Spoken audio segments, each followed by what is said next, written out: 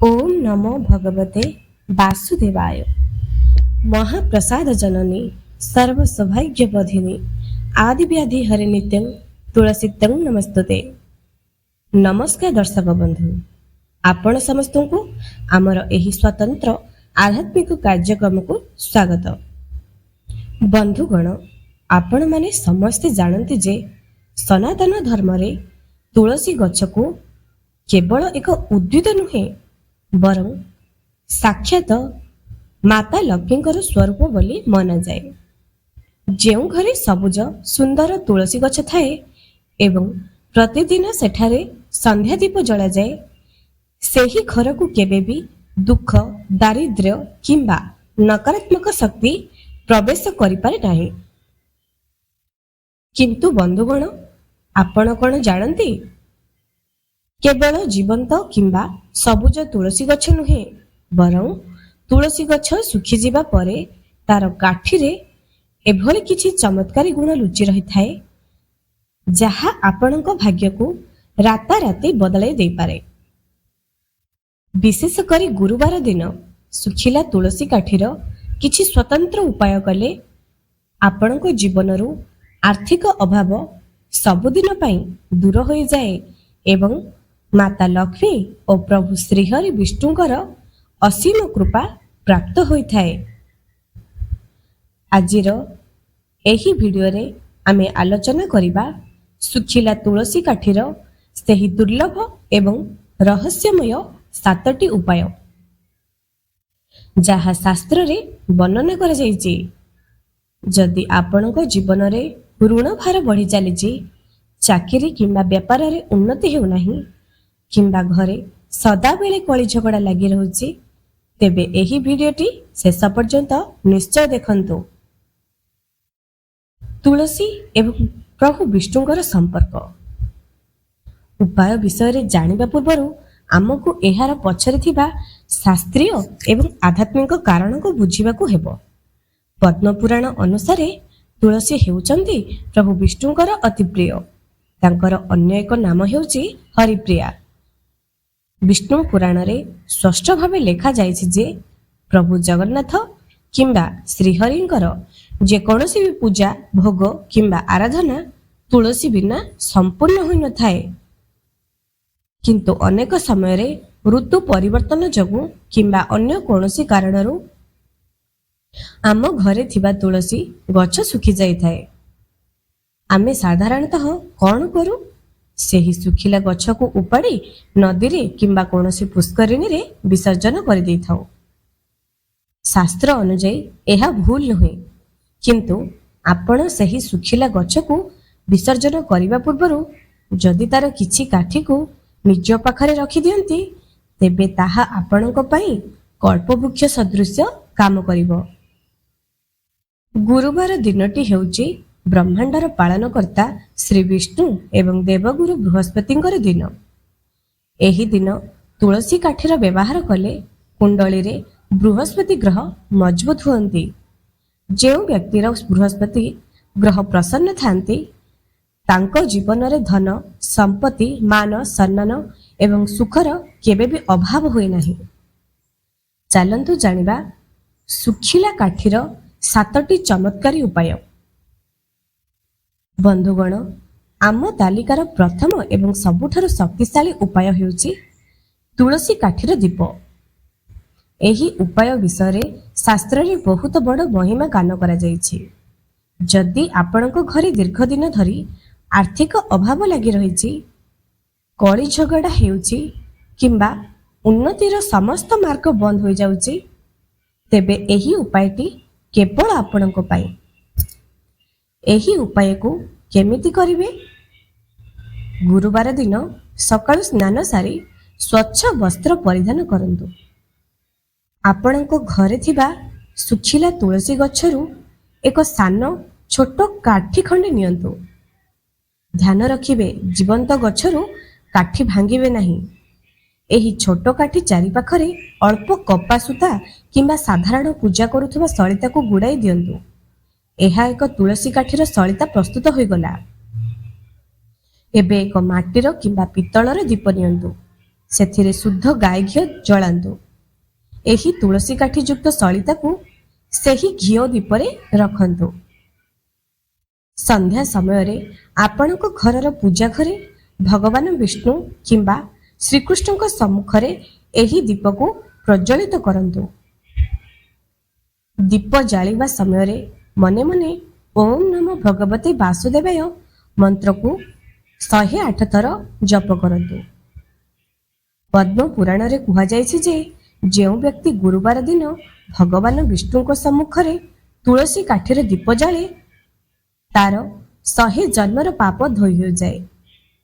ଏହି ଦୀପରୁ ବାହାରୁଥିବା ସୁଗନ୍ଧ ଏବଂ ସକାରାତ୍ମକ ଶକ୍ତି ଘରର ସମସ୍ତ ବାସ୍ତୁ ଦୋଷକୁ ଦୂର କରିଥାଏ ଏବଂ ମାତା ଲକ୍ଷ୍ମୀ ସେହି ଘରକୁ ଆକର୍ଷିତ ହୋଇଥାନ୍ତି।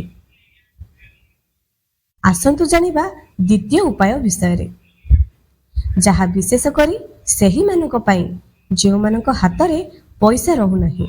ରୋଜଗାର ତ ହେଉଛି କିନ୍ତୁ ଆସିବା ପୂର୍ବରୁ ଖର୍ଚ୍ଚର ବାଟ ପ୍ରସ୍ତୁତ ହୋଇ ରହୁଛି।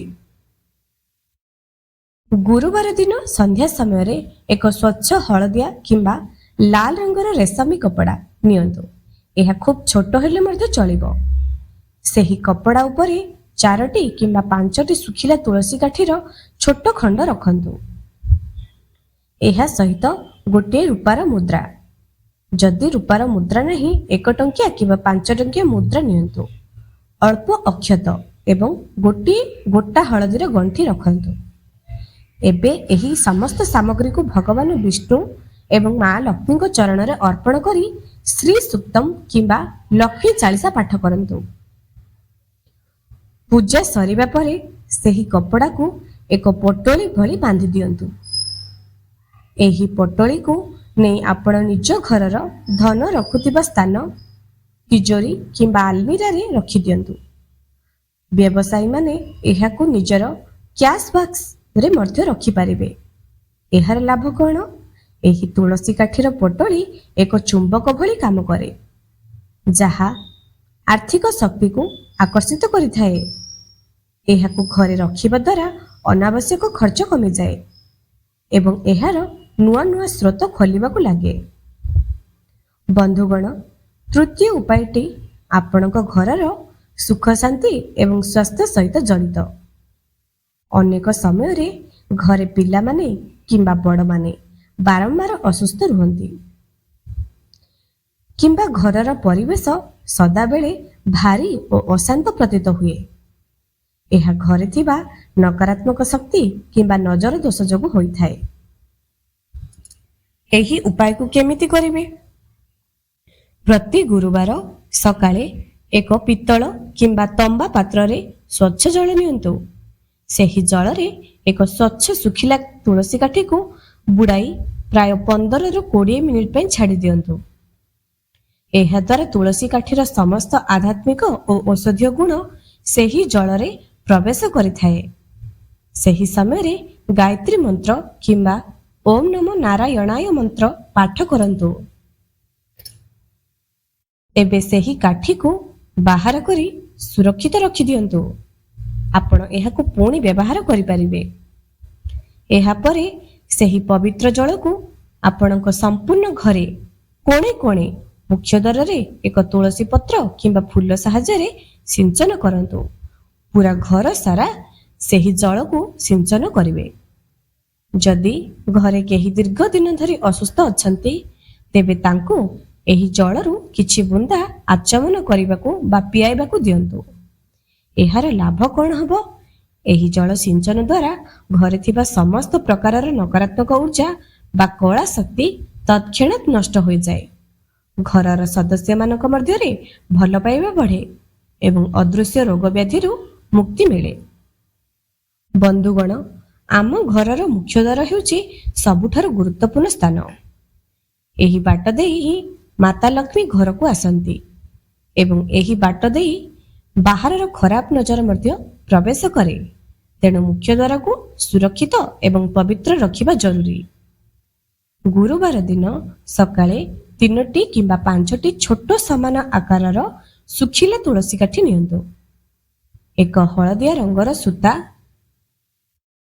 ସାହାଯ୍ୟରେ ତାହାକୁ ଗୁଡ଼ାଇ ଦିଅନ୍ତୁ। ସେହି ହଳଦିଆ ସୂତାରେ ଏହି କାଠି ଗୁଡ଼ିକୁ ଏକାଠି ବାନ୍ଧି ଏକ ଛୋଟ ଗେଣ୍ଡୁ ବା ତୋରଣ ଭଳି ପ୍ରସ୍ତୁତ କରନ୍ତୁ। ଏହି କାଠିର ବନ୍ଧନକୁ ଆପଣଙ୍କ ଘରର ମୁଖ୍ୟ ଦ୍ୱାରର ଉପର ଭାଗରେ କିମ୍ବା କାନ୍ଥରେ ଟାଙ୍ଗି ଦିଅନ୍ତୁ। ଏହାକୁ ଟାଙ୍ଗିବା ସମୟରେ ମନେ ମନେ ଭଗବାନ ବିଷ୍ଣୁଙ୍କୁ ସ୍ମରଣ କରନ୍ତୁ। ଏହାର ଲାଭ କ'ଣ ଅଟେ? ବାସ୍ତୁଶାସ୍ତ୍ର ଅନୁଯାୟୀ ଏହି ଉପାୟ ଦ୍ୱାରା ଆପଣଙ୍କ ଘର ଚାରିପାଖରେ ଏକ ସୁରକ୍ଷା କବଚ ତିଆରି ହୋଇଯାଏ। ଘରକୁ କୌଣସି ପ୍ରକାରର ବାସ୍ତୁ ଦୋଷ, ନଜର ଦୋଷ କିମ୍ବା ତନ୍ତ୍ର ମନ୍ତ୍ରର ପ୍ରଭାବ ପଡ଼ିନଥାଏ। ମାତା ଲକ୍ଷ୍ମୀ ସେହି ଘର ପ୍ରତି ପ୍ରସନ୍ନ ହୋଇ ସ୍ଥାୟୀ ଭାବେ ବାସ କରନ୍ତି। ଚାକିରି କିମ୍ବା ବ୍ୟବସାୟରେ ଉନ୍ନତି ପାଇଁ ଆଜିକାଲି ସମୟରେ ଅନେକ ଯୁବକ ଯୁବତୀ ଚାକିରି ପାଇଁ ଚେଷ୍ଟା କରୁଛନ୍ତି, କିନ୍ତୁ ସଫଳତା ମିଳୁନାହିଁ। ଅନେକ ଲୋକ ବ୍ୟବସାୟ କରୁଛନ୍ତି, କିନ୍ତୁ ଗ୍ରାହକ ଆସୁନାହାନ୍ତି କିମ୍ବା କ୍ଷତି ସହିବାକୁ ପଡୁଛି। ଯଦି ଆପଣଙ୍କ ସହ ମଧ୍ୟ ଏମିତି ହେଉଛି, ତେବେ ଗୁରୁବାର ଦିନ ଏହି ସହଜ ଉପାୟଟି ନିଶ୍ଚୟ କରନ୍ତୁ। ଗୁରୁବାର ଦିନ ସକାଳେ ସ୍ନାନ ସାରିବା ପରେ ଏକ ଛୋଟ ଶୁଖିଲା ତୁଳସୀ କାଠିର ଖଣ୍ଡ ନିଅନ୍ତୁ। ସେହି କାଠିକୁ ଗଙ୍ଗା ଜଳ ଏବଂ କଞ୍ଚା କ୍ଷୀରରେ ଭଲ ଭାବରେ ଧୋଇ ପବିତ୍ର କରିଦିଅନ୍ତୁ। ଏହାପରେ ଏକ ସଫା ହଳଦିଆ କପଡ଼ାରେ ସେହି କାଠିକୁ ଗୁଡ଼ାଇ ଆପଣଙ୍କ ପକେଟ, ପର୍ସ କିମ୍ବା ଯଦି ଆପଣ ଅଫିସ ଯାଉଛନ୍ତି ତେବେ ଆପଣଙ୍କ ବ୍ୟାଗରେ ରଖନ୍ତୁ। ବ୍ୟବସାୟୀମାନେ ଏହାକୁ ନିଜ ଦୋକାନର ପୂଜା ସ୍ଥାନରେ କିମ୍ବା କ୍ୟାଶ କାଉଣ୍ଟରରେ ରଖିପାରିବେ। ଯେତେବେଳେ ଆପଣ କୌଣସି ଗୁରୁତ୍ୱପୂର୍ଣ୍ଣ ଇଣ୍ଟରଭ୍ୟୁ କିମ୍ବା ବ୍ୟବସାୟ ଡିଲ୍ ପାଇଁ ଯାଉଛନ୍ତି, ସେତେବେଳେ ଏହି କାଠିଟି ପ୍ରଣାମ କରି ଯାଆନ୍ତୁ। ଏହାର ଲାଭ କ'ଣ? ଏହି ଉପାୟ ଆପଣଙ୍କ ଆତ୍ମବିଶ୍ୱାସ ବଢ଼ାଇଥାଏ ଏବଂ କୁଣ୍ଡଳୀରେ ଥିବା ବୃହସ୍ପତି ଗ୍ରହକୁ ସକ୍ରିୟ କରିଥାଏ। ବୃହସ୍ପତି ହେଉଛନ୍ତି ଜ୍ଞାନ, ବୁଦ୍ଧି ଏବଂ ପ୍ରଗତିର କାରକ। ତେଣୁ ଏହି ଉପାୟ ଦ୍ୱାରା ଚାକିରି ଏବଂ ବ୍ୟବସାୟରେ ଆସୁଥିବା ସବୁ ବାଧାବିଘ୍ନ ଦୂର ହୋଇଥାଏ। ବନ୍ଧୁଗଣ, ଋଣ ବା କରଜ ହେଉଛି ମଣିଷ ଜୀବନର ସବୁଠାରୁ ବଡ଼ ଶତ୍ରୁ। ଥରେ ମଣିଷ ଋଣ ଜାଲରେ ଫସିଗଲେ ସେଥିରୁ ବାହାରିବା ସହଜ ହୋଇନଥାଏ। ଯଦି ଆପଣଙ୍କ ଉପରେ କରଜର ବୋଝ ବଢ଼ି ଚାଲିଛି, ତେବେ ଗୁରୁବାର ଦିନ ଶୁଖିଲା ତୁଳସୀ କାଠିର ଏହି ଛୋଟ ହୋମଟି ନିଶ୍ଚୟ କରନ୍ତୁ। ଗୁରୁବାର ସନ୍ଧ୍ୟାରେ ଏକ ଛୋଟ ହୋମ କୁଣ୍ଡ କିମ୍ବା ମାଟିର ବଡ଼ ପାତ୍ର ନିଅନ୍ତୁ। ସେଥିରେ ଅଳ୍ପ କିଛି ଶୁଖିଲା ତୁଳସୀ କାଠି ଏବଂ କର୍ପୂର ରଖନ୍ତୁ ଏବଂ ସେହି କର୍ପୂର ସାହାଯ୍ୟରେ ତୁଳସୀ କାଠିକୁ ପ୍ରଜ୍ୱଳିତ କରନ୍ତୁ। କାଠ ଜଳିବା ପରେ ସେହି ଅଗ୍ନିରେ ଓಂ ଶ୍ରୀଂ ହ୍ରିଂ କ୍ଲିଂ ମହାଲକ୍ଷ୍ମୀ ନମଃ କିମ୍ବା ଓಂ ନମୋ ଭଗବତେ ବାସୁଦେବାୟ ମନ୍ତ୍ର କହି 11 ଥର ଗାଈ ଘିଅର ଆହୁତି ଦିଅନ୍ତୁ। ହୋମ ସରିବା ପରେ ଯେଉଁ ଭସ୍ମ ବା ପାଉଁଶ ବଳିବ ତାକୁ ଥଣ୍ଡା ହେବାକୁ ଦିଅନ୍ତୁ। ଶୁକ୍ରବାର ସକାଳେ ସେହି ଭସ୍ମକୁ ନେଇ କୌଣସି ପବିତ୍ର ଗଛ ମୂଳରେ, ଯେମିତି ଅଶ୍ୱତ୍ଥ ଗଛ ବା ବରଗଛ ମୂଳେ ଅର୍ପଣ କରିଦିଅନ୍ତୁ। ଏହାର ଲାଭ କ'ଣ? ତୁଳସୀ କାଠିର ଅଗ୍ନିରୁ ବାହାରୁଥିବା ଧୂଆଁ ଘରର ଦାରିଦ୍ର୍ୟତାକୁ ଦୂର କରିଥାଏ। ଏହା ଦ୍ୱାରା ଋଣ ଶୀଘ୍ର ପରିଶୋଧ ହୋଇଥାଏ। ଏବେ ଆମେ ସବୁଠାରୁ ପ୍ରଭାବଶାଳୀ ଉପାୟ ବିଷୟରେ ଜାଣିବା, ତୁଳସୀ କାଠିର ମାଳା। ଆପଣମାନେ ଦେଖିଥିବେ ଅନେକ ବୈଷ୍ଣବ ଏବଂ ଭକ୍ତମାନେ ବେକରେ ତୁଳସୀ ମାଳା ପିନ୍ଧନ୍ତି, କିନ୍ତୁ ସାଧାରଣ ଲୋକ ମଧ୍ୟ ଏହାକୁ ଏକ ସ୍ୱତନ୍ତ୍ର ନିୟମରେ ପିନ୍ଧିଲେ ଭାଗ୍ୟ ଚମକି ଉଠିଥାଏ। ବଜାରରୁ କିମ୍ବା ନିଜ ଘରର ଶୁଖିଲା ତୁଳସୀ କାଠିରୁ ତିଆରି ଏକ ଛୋଟ ମାଳା କିମ୍ବା ଏକ ଛୋଟ କାଠିର ଖଣ୍ଡକୁ ସୁନା ବା ରୂପା ଲକେଟରେ ଭରି ଦିଅନ୍ତୁ। ଗୁରୁବାର ଦିନ ଏହାକୁ ପ୍ରଭୁ ଶ୍ରୀ ଗୋପୀନାଥ, ଶ୍ରୀକୃଷ୍ଣ କିମ୍ବା ଜଗନ୍ନାଥଙ୍କ ଚରଣରେ ସ୍ପର୍ଶ କରାନ୍ତୁ।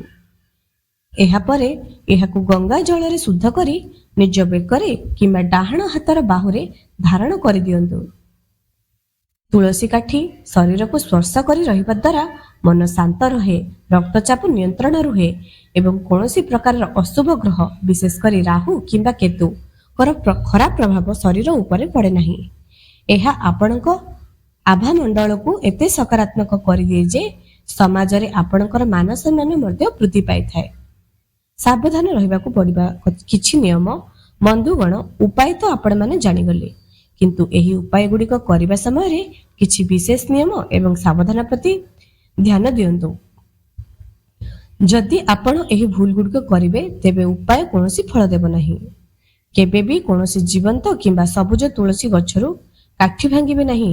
ଏହା ମହାପାପ ଭଳି ଧରାଯାଏ। କେବଳ ସେହି କାଠି ବ୍ୟବହାର କରିବେ ଯାହା ଆପେ ଆପେ ଶୁଖିଯାଇଛି କିମ୍ବା ତଳେ ଖସି ପଡ଼ିଛି। ରବିବାର, ଏକାଦଶୀ ଏବଂ ଗ୍ରହଣ ସମୟରେ ତୁଳସୀ ଗଛ ସ୍ପର୍ଶ କରିବେ ନାହିଁ। ଯେଉଁଦିନ ଆପଣ ଏହି ଉପାୟ କରିବେ ସେହିଦିନ ଘରେ ସମ୍ପୂର୍ଣ୍ଣ ସାତ୍ତ୍ୱିକ ପରିବେଶ ରଖିବେ। ଘରେ ଆମିଷ, ରସୁଣ, ପିଆଜ କିମ୍ବା ନିଶାଦ୍ରବ୍ୟର ବ୍ୟବହାର ବିଲକୁଲ କରିବେ ନାହିଁ। ମନରେ ସମ୍ପୂର୍ଣ୍ଣ ଶ୍ରଦ୍ଧା, ବିଶ୍ୱାସ ଏବଂ ଭକ୍ତି ରଖି ଏହି ଉପାୟ କରନ୍ତୁ। କୌଣସି ପରୀକ୍ଷା କରିବା ମନୋଭାବ ନେଇ ଏହାକୁ କରନ୍ତୁ ନାହିଁ, କାରଣ ଭଗବାନ କେବଳ ଭକ୍ତିର ଭୋକିଲା। ତେବେ ବନ୍ଧୁଗଣ, ଏହା ଥିଲା ଗୁରୁବାର ଦିନ ଶୁଖିଲା ତୁଳସୀ କାଠିର ସେହି ଦୁର୍ଲଭ ଏବଂ ଚମତ୍କାରୀ ଉପାୟ, ଯାହା ଆପଣଙ୍କ ଜୀବନରେ ସୁଖ ସମୃଦ୍ଧି ପ୍ରଦାନ କରିବ। ଆପଣ ଆପଣଙ୍କର ସୁବିଧା ଅନୁସାରେ 7ଟି ଉପାୟ ମଧ୍ୟରୁ ଯେକୌଣସି ଗୋଟିଏ କିମ୍ବା 2ଟି ଉପାୟ ଆସନ୍ତା ଗୁରୁବାର ଠାରୁ ନିଶ୍ଚୟ ଆରମ୍ଭ କରନ୍ତୁ ଏବଂ ନିଜ ଜୀବନରେ ଆସୁଥିବା ଚମତ୍କାରକୁ ନିଜେ ଅନୁଭବ କରନ୍ତୁ। ଆଶା କରୁଛି ଆଜିର ଏହି ବିଶେଷ ଆଧ୍ୟାତ୍ମିକ ସୂଚନାଟି ଆପଣଙ୍କୁ ନିଶ୍ଚୟ ଭଲ ଲାଗୁଥିବ। ଯଦି ଭିଡ଼ିଓଟି ପସନ୍ଦ ଆସିଛି ତେବେ ଏହାକୁ ଲାଇକ୍ କରନ୍ତୁ, ଚ୍ୟାନେଲକୁ ସବସ୍କ୍ରାଇବ୍ କରି ବେଲ୍ ଆଇକନକୁ ନିହାତି ପ୍ରେସ୍ କରନ୍ତୁ ଏବଂ କମେଣ୍ଟ ସେକ୍ସନରେ ଜୟ ମା ଲକ୍ଷ୍ମୀ ନିହାତି ଲେଖନ୍ତୁ।